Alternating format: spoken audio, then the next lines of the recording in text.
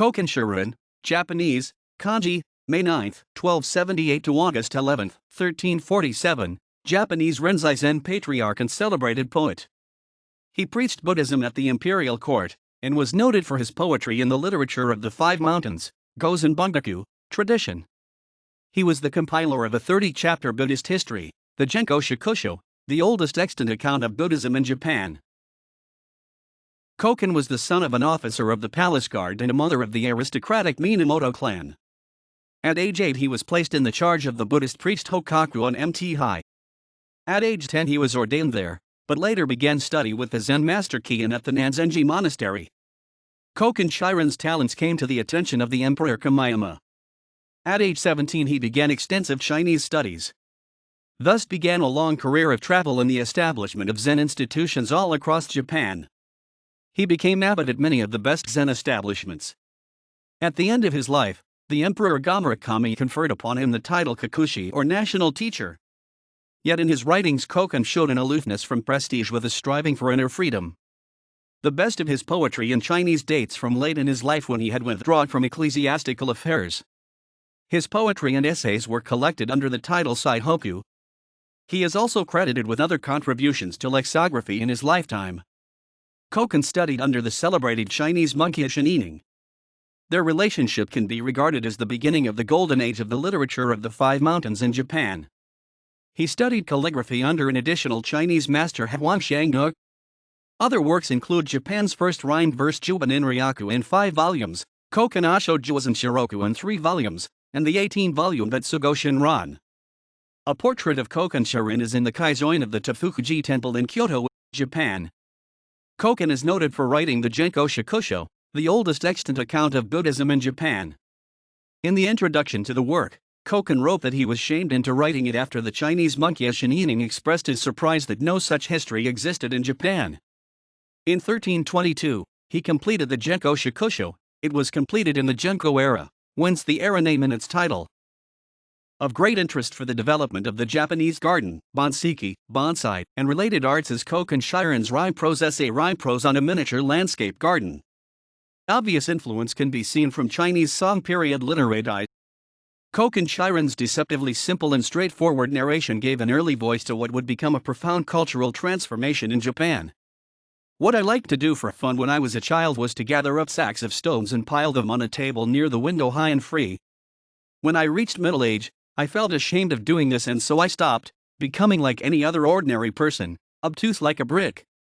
Finally, I have reached decrepit old age, and I particularly dislike the sound of children's games in the summer. So I had the children gather up stones in the corner of the wall. I brushed them off and washed them, preparing a green celadone tray with white sand on the bottom. The result was poetry that would lighten your heart.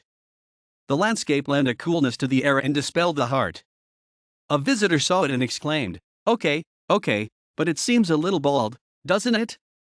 I responded, you see a pile of stones and fail to see the mountains. The marvelous thing about miniature landscape gardens is that they are imitations of mountains and streams. The base is made to look flowing waves and the cliffs are made to seem covered with vegetation. Sometimes you can see miniature gnarled pine or knobby plum. You might see unusual blossoms or strange new shoots from their trimmed branches.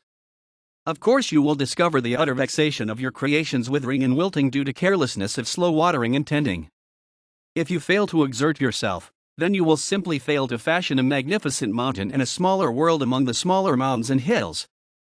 Years ago I climbed to the top of Mt. Fuji. The climb took 3 days. For 2 days I passed through areas of great trees and forests, but on the 3rd morning there wasn't a blade of grass to be seen. At that point there were only great boulder-like cliffs and purplish red stones. It was like this for a number of miles until I reached the peak itself. Of course Mt. Fuji is not unique in this respect as all peaks are without vegetation. People who climb mountains do not dislike the so-called baldness, rather, they love the sense of height. These stones then, just a number of inches tall, and this tray roughly a foot across, they are nothing short of a mountainous island rising from the sea. Jade green peaks penetrate the clouds and are encircled by them. A blue-green barrier, immersed in water, is standing straight up. There are caves as if carved in the cliff sides to hide saints and immortals. Jetties and spits flat enough and long enough for fishermen. The paths and roads are narrow and confined, yet woodcutters can pass along them. There are lagoons deep and dark enough to hide dragons. So was it not fitting that I guard against weeds, carefully watching and laboring over the thing, taking delight in its total subtlety? Do you dislike the baldness of the small mounds and hills? Am I oblivious to the bareness of just the peak? I sometimes pick a flowering branch and place it in a peak or in a ravine. The alternations of plant life, their blooming in the morning and fading in the evening, are the splendor of the four seasons with their countless transformations and myriad changes. So therefore I say that it doesn't have to be bare, and it does not have to be lush. Another thing, do you think this miniature landscape is big? Do you think it is small?